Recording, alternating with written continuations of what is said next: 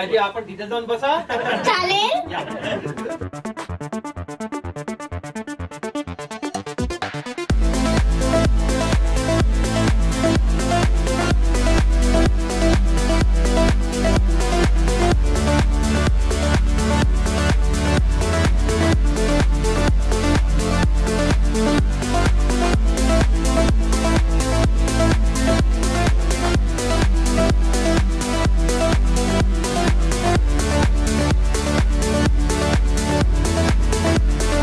सर्वप्रथम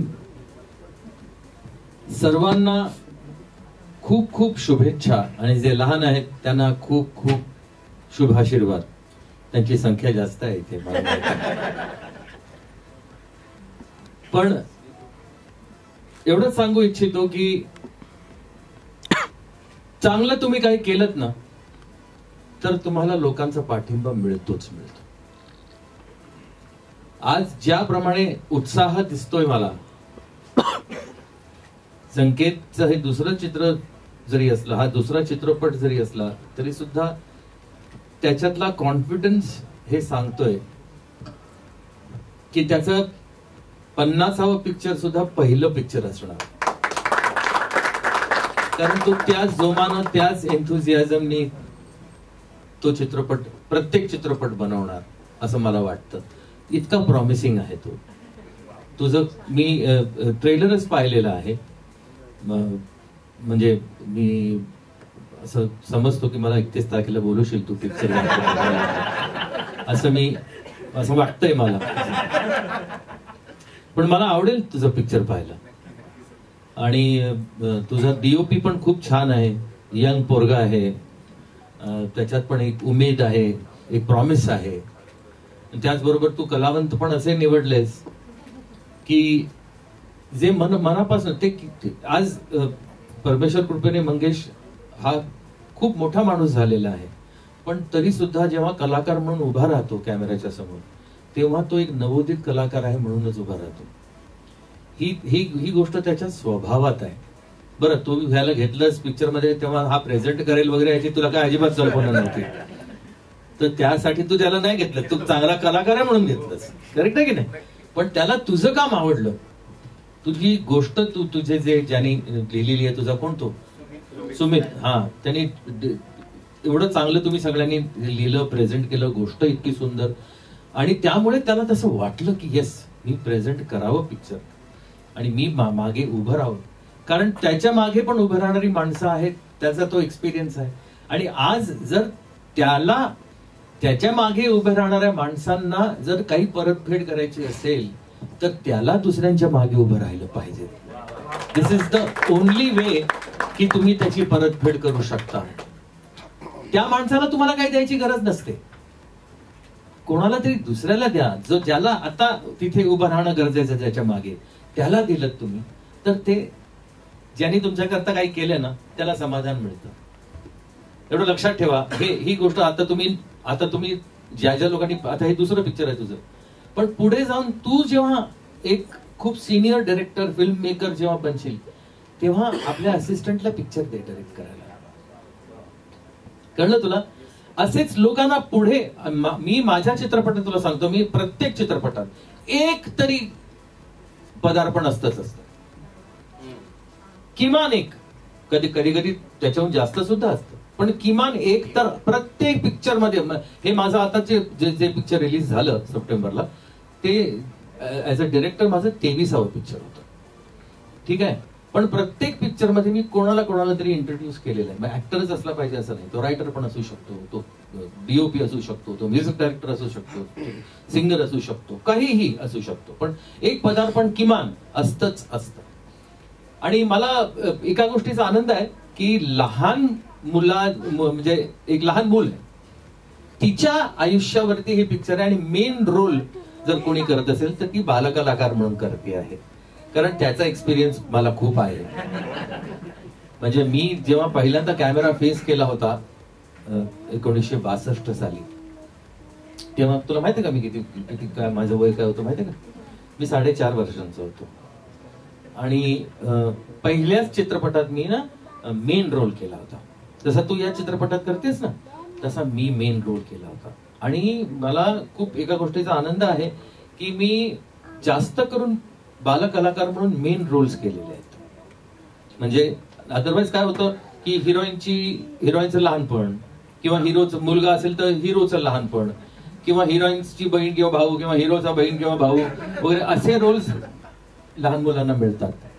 फार क्वचित असं घडतं की मेन रोल लहान मुलाला मिळतो किंवा त्याला लहान मुलाला घेऊन पिक्चर बनलं. तसे जास्त माझ्या बालकलाकार म्हणून असे कॅरेक्टर्स मी जास्त मेन रोल मी जास्त केलेले आहेत. त्याबद्दल मी परमेश्वराचा आभारी आहे, गणपती बाप्पाचा आशीर्वाद आहे. या चित्रपटाला सुद्धा असाच आशीर्वाद मिळालेला आहे हिच्या रूपानं, कारण ही अतिशय छान ऍक्टर आहे आणि तू खूप मॅच्युअर सुद्धा आहेस असं. आणि ही मॅच्युरिटी येते बालकलाकार म्हणून, मी ती अनुभवलेली आहे म्हणून मी हे सांगू शकतो. पण अशीच मोठी हो बेटा, आणि तू एक मोठी अभिनेत्री सुद्धा बन, आणि या चित्रपट सृष्टीला अजून काहीतरी दे. तुझं योगदान सतत राहिलं पाहिजे, फक्त बालकलाकार म्हणून नाही तर मोठं होऊन सुद्धा, असा मी तुला आशीर्वाद देतो. अरे यशवंत, आणि हा चित्रपट गोड चित्रपट, आपण सर्वांनी हा चित्रपट थिएटरला जाऊन पाहायला पाहिजे. आता अश्विनने म्हटलं की हा चित्रपट घराघरात पोहोचला पाहिजे. मी म्हणतो नाही, घराघरात पोहोचला नाही, घराघरातल्या लोकांना घराच्या बाहेर काढलं पाहिजे आणि त्यांना चित्रपटगृहात आणलं पाहिजे आणि त्यांनी तिकडे जाऊन तिकीट काढून हा चित्रपट पाहायला पाहिजे. नंतर आम्ही घरात बघू कधी घरात जायचं, नाही का. तर हा चित्रपट, आणि दुसरी म्हणजे काय, मला एक फार आनंदाची अशी गोष्ट आहे की चांगलं काम केल्यानंतर मंगेश देसाई सारखा माणूस येतो आणि तो तुमच्या मागे उभा राहतो. त्यासाठी आधी चांगलं काम केलं पाहिजे, त्याच्याशिवाय नाही होणार. आणि हा उभा राहिलाय ह्याचाच अर्थ ही दाद आहे तुमच्या चांगल्या कामाला. आता ह्याच्यापासून सुरुवात झालेली आहे. 31 तारखेला मी बघेन, मी पण दाद देईन. तसंच प्रेक्षकांनी सुद्धा हा चित्रपट पाहावा आणि दाद द्यावी अशी मी गणपती बाप्पाकडे प्रार्थना करतो. यशवंत व्हा, खूप मोठे व्हा आणि असंच चांगलं काम करत राहा. एक गोष्ट मी अजून एक नमूद करतो की मंगेश सरांनी सिनेमात काम केलं, पण सिनेमा बघितल्यानंतर त्यांनी जो विश्वास दाखवला ना सिनेमावरती, थँक्यू मंगेश सर. आज योगायोगाची गोष्ट आहे, मी 2 मिनिटं घेईन. 1900 नाही, ही 2000 ची गोष्ट असेल. 2000 साली माझं लग्न होणार होतं, म्हणजे झालं. आणि शलाकाने घर बघितलं होतं, ते तिला प्रचंड आवडलं होतं. पण माझ्याकडे तेवढे पैसे नव्हते. मी ते घर बुक केलं आणि नंतर कॅन्सल करून टाकलं. त्याच्यानंतर तिच्याकडे माझ्यात खूप वाद झाले की माझं स्वप्नांचं घर होतं ते, आणि तू ते कॅन्सल करून टाकलंस बुकिंग, मला तेच घर घ्यायचं. म्हणून मी ते परत घर घेतलं 100 रुपये बुकिंग देऊन.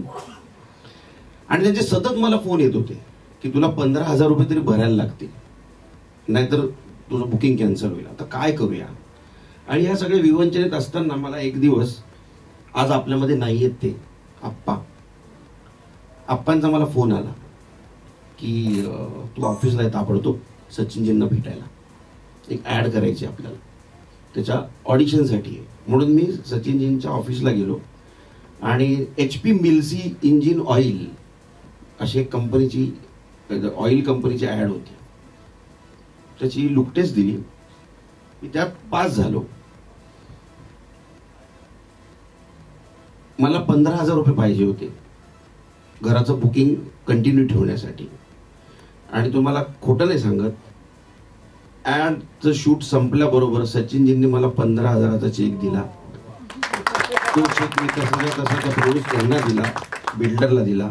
म्हणजे मंगेशचं घर ज्या सचिनजींमुळे झालं, त्याच सचिनजींमुळे त्याच्या पहिल्या प्रकाशित होणाऱ्या मुक्कामपूस देवाच्या घराचा ट्रेलर लॉन्च त्यांच्या.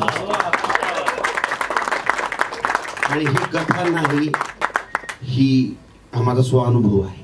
धन्यवाद सचिनजी, धन्यवाद.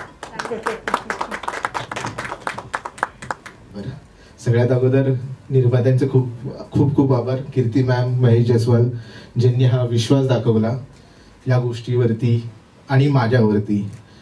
आणि सगळ्यात अगोदर एक गोष्ट सांगतो की मला ना हा सिनेमा रिलीज होतोय, आज आपण ट्रेलर बघणार आहे, सो खूप अभिमान आहे. पण त्याच्यापेक्षा जास्त अभिमानाची गोष्ट की आज सचिन सर आलेत आणि ते हा ट्रेलर बघणार आहेत, ह्या सोहळ्यासाठी ते आलेत. तर ही माझ्यासाठी खूप जास्त अभिमानाची गोष्ट आहे. म्हणजे हा सोहळा एका साईडला राहिला आणि ही गोष्ट माझ्यासाठी एका साईडला, म्हणजे मी हे एन्जॉय करतोय, बाकी आता मला माहिती नाही काय. सो थँक्यू सर, तुम्ही आलात. Kirti ma'am, Mahesh Jaiswal, thank you so much. Sachin Narkar, ज्यांना मी पहिली ऑनलाईन ऐकवलेली आणि त्यांनी तो पहिल्यांदा विश्वास दाखवला की ह्याच्यावरती आपण सिनेमा करूया. सो सचिन सर, तुमचे खूप खूप धन्यवाद. विकास पवार, जो नेहमी सोबत असतो. आणि स्पेशल थँक्स संजू राठोड आणि वैशाली राठोड, जे को प्रोड्युसर आहे सिनेमाचे, पण ते कधीच माझ्यासोबत प्रोड्युसर सारखे वागले नाहीत, मित्रासारखे वागले. So thank you. आणि मी 2 माणसांची खूप जास्त आभारी आहे. माझा रायटर सुमित आणि माझा DOP, की हा माझा ड्रीम प्रोजेक्ट आहे. हे त्यांनी मला नेहमी प्रत्येक दिवशी जाणून दिलं की बाबा हा तुझा ड्रीम प्रोजेक्ट आहे, तर तसा वाग, तसं कर. सो थँक्यू त्या दोघांना. आणि ह्या सिनेमामुळे परत एकदा माझं पॅशन जागा झालं. म्हणजे माझा हा दुसरा सिनेमा आहे, बट मी शॉर्ट फिल्म्स, मी अॅनिमेशन बॅकग्राऊंडचं असल्यामुळे शॉर्ट फिल्म्स वगैरे बरंच केलं. त्यावेळी जे पॅशन होतं, त्यानंतर इंडस्ट्रीत आलो, मग एक बाउंड्रीमध्ये अडकलेलो. बट ह्या सिनेमामध्ये तसं काही झालं नाही. मी जे त्यावेळेस जगत होतं जे पॅशन, ते या सिनेमाला त्या पॅशननी मी सिनेमा केला. अगदीच कुठे डोक्यात प्रेशर नाही, काय नाही, जे मला करायचं होतं ते केलंय. आता ते तुमच्यावरती आहे, तुम्ही ठरवा सिनेमा बघून की तुम्हाला कसा वाटतो.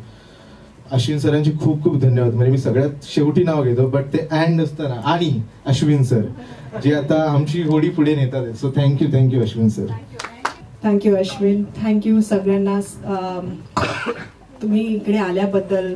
Sachin sir, thank you so much. तुम्ही आम्हाला एवढं इथे येऊन आशीर्वाद देताय सगळ्यांना. मला एक अश्विन सरांनी खूप चांगली गोष्ट विचारली, हा सिनेमा कशाला. आय थिंक मंगेश सरांनी सगळ्यांना सांगितलं की हा सिनेमा कशाला. कारण हा सिनेमा एक खूपच छान इनोसेंट म्हणता कामा नये, म्हणजे इनोसेंट आहे आणि खूप छान सिनेमा झालाय. आमचे सगळे कलाकार ह्यांनी खूप अद्भुत काम केलं आहे ह्याच्यामध्ये. मायराची मैत्रीण, Spruha, Prathamesh, Savita ma'am, Mangesh sir, Usha Nadkarni ma'am, Kalyani मुळे, ह्या सगळ्यांनी मिळून हे जे सिनेमा तुम्ही जे बघणार ते खूपच छान. आणि संकेत, आमचे डिरेक्टर, रायटर, त्यांनी जे विचार केलं होतं, जे मला अजूनही लक्षात आहे. आमच्याकडे जेव्हा हे फर्स्ट लाइनर म्हणून आलं होतं हे सिनेमा, तेव्हा जे त्यांनी सांगितलं आणि जे नरेशन दिलं होतं त्यांनी एक्झॅक्टली ते घडवलंय. तर सगळ्यांचे खूप एफर्ट्स आहेत ह्या सिनेमामध्ये. तुम्ही बघाल, तुम्ही करेक्टली मंगेश सरांनी जे सांगितलं, तुम्हाला जसं वाटतं ते लिहाल, पण आम्हाला ठाऊक आहे आमचा बाळ खूप छान झालाय. थँक्यू.